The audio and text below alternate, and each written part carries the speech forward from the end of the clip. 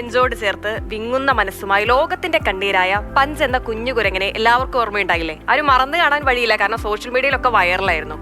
Punch ഇപ്പോഴെന്തായാലും വളരെ ഹാപ്പിയാണ്. തന്നെ തനിച്ചാക്കി പോയ അമ്മയ്ക്കും അകറ്റി നിർത്തിയവർക്കും ഇടയിൽ എന്ത് ചെയ്യണമെന്നറിയാതെ പകച്ചു നിന്ന പഞ്ചിന് ഇപ്പോൾ ഒരു കൂട്ടുകാരിയെ കിട്ടിയിരിക്കുകയാണ്. മോമോചാൻ എന്ന പെൺകുരങ്ങാണ് പുതിയ സുഹൃത്ത്. ഇരുവരും ഒരുമിച്ച് കളിച്ചു നടക്കുന്ന വീഡിയോ സോഷ്യൽ മീഡിയയിൽ വൈറലാണ്. പഞ്ചിനിപ്പോൾ 2 കൂട്ടുകാരായി. നമ്മുടെ ആ പറയുന്ന പാവക്കുഞ്ഞുണ്ട്, കൂടാതെ ഇതുപോലൊരു കാര്യം കൂടെ ഉണ്ട്.